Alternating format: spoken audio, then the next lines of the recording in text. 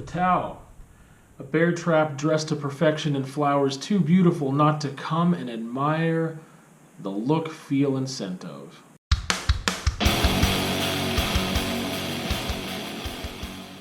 So, Fatale, created by Ed Brubaker and Sean Phillips. Sorry, Ed, I don't know how to pronounce your name.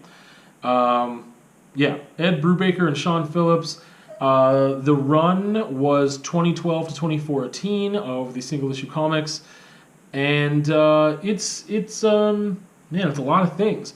It's a supernatural noir horror mystery, maybe some of that. I'm just gonna keep holding these up for a while. It might look weird, but no, they're beautiful. So I have the hardcover editions of just like the complete series here in 2 different volumes, and Fatale is it's beautiful, it's wonderful, I like it. It is sexy and kind of timeless, which we'll get into more details about, and it's really cool, and no spoilers in this one. I'm just going to give you some information that they give you right if you read the back of them, kind of thing, but they're great. I really enjoyed them. Actually, this is one of the first kind of comics as an adult that I bought and read, because sometimes I buy things and it takes me a while to get around to reading them. But since then, like I would credit this with actually getting me into comics again, because it just has this different flavor. It's not like the superhero whatever, right? Like I said, these ran from 2012 to 2014. I picked it up in like 2017, I think I bought these, and they're just super cool. Like I was really attracted to the artwork at first, and we're gonna get into those details in a second. But what else can I tell you here before we get into details? Basically, we've got a story of a woman, the Fatale here, the femme fatale, who is immortal and just lives her life running away from some kind of cult that she doesn't understand what her purpose or function, why they're following her or trying to get her is. But she has an ability other than being an immortal. She has an ability to just entice and capture the attention of any man she wants, and probably extends beyond men, but I think that's the only example we see here. And it's not something that she even tries to do or necessarily wants to do. However, she does need assistance from time to time, and, well, men will do anything for her. So it's a cool, interesting take on just that familiar trope alone, because we've got this person who's not inherently evil at all. They're not trying to endanger these men. They're not trying to use them and like discard them with ill intent or kill them or do anything else. Like sometimes we just have like femme fatale stuff that's like they're so deadly and they're using their beauty as a weapon in order to whatever, right? Like there's just like countless other things that follow that trope. But here we've got this woman who is innocent, basically, who is just trying to make her way through the world and through life, and there's a dog barking. You're okay. You can't just go barking at everything, okay? Okay. Oh goodness. Oh, we got a puppy here. We got a puppy. We got a nervous puppy. Okay, I need to finish this. Okay, thanks. Thank you. Thank you so much. Thank you.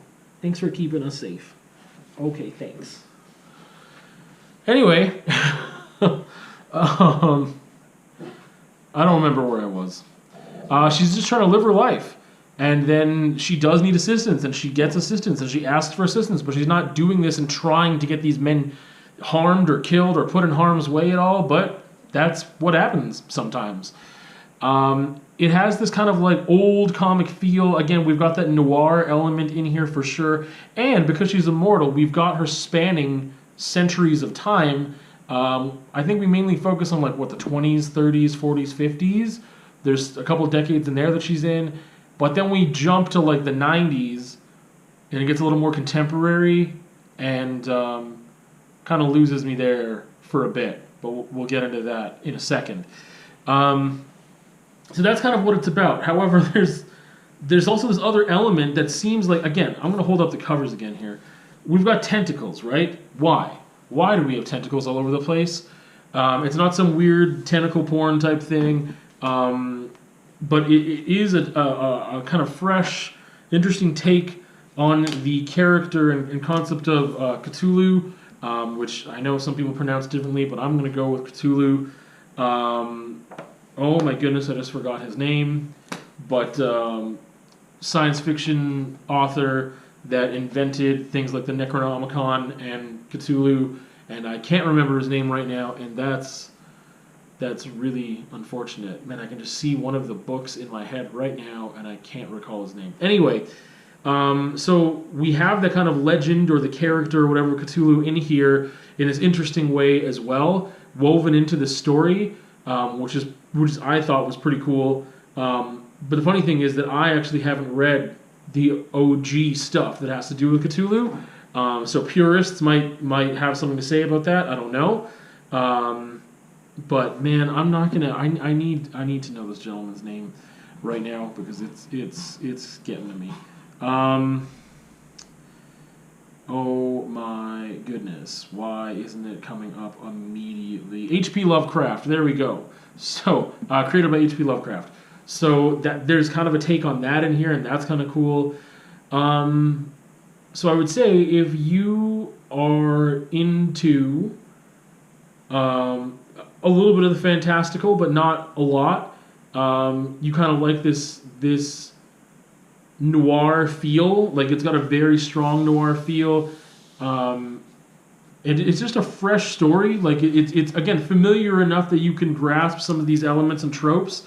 But it's definitely a different take on that stuff. But it doesn't get like so weird and abstract that you're like, why do we have this stuff? It's like, no, it's cool. It's creating a new myth, a new legend, and it's a good story. So if you're into that kind of stuff and more adult, mature, contemporary type comics that are not based on heroes and villains in that traditional way, or superheroes, let's say, then I would say this is for you. And I don't mean adult or mature as in like there's a whole bunch of sex and stuff.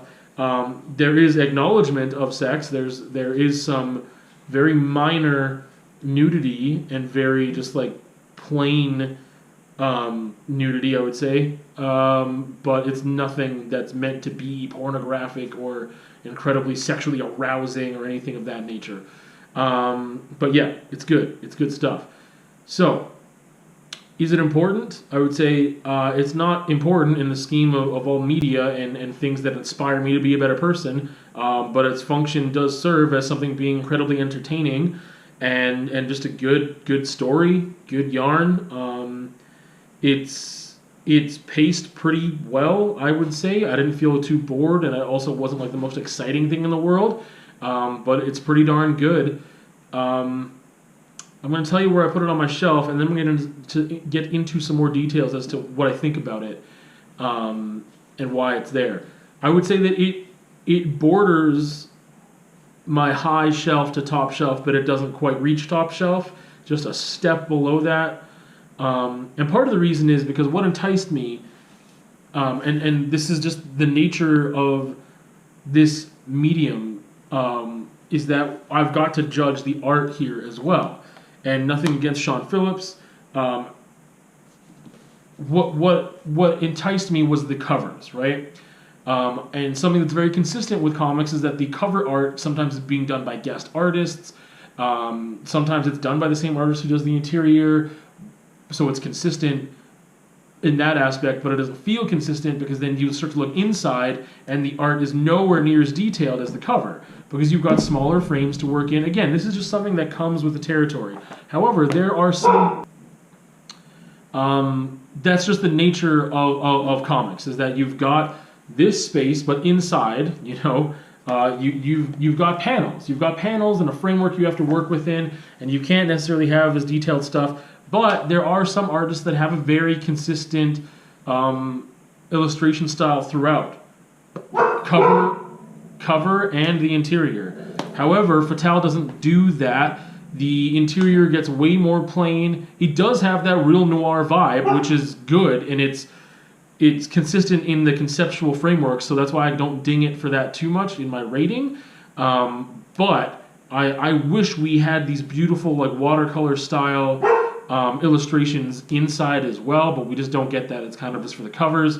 So inside it's just a much more plain feel for sure. It is a lot more flat, and again, we've got a noir vibe, and it is capturing. So it is consistent in giving off that vibe that we're looking for here conceptually, which is great. But that is why it is not quite on my top shelf. That is one reason why. The other reason is that as we get into contemporary times within the timeline of the book, it doesn't have the same feel. I feel like part of the charm of these is that we are set back in like the 20s to 50s, is that we get to see that when it gets closer to contemporary times, for me, it loses part of its charm. It's necessary to tell the story. I just wish that the story ended like 50 years back, or even like 40 years back. No, it's got to be like 50 years back, and I think I would have been fine with that. It just hits differently. It just changes the flavor of things too much to have that same amount of charm in the story.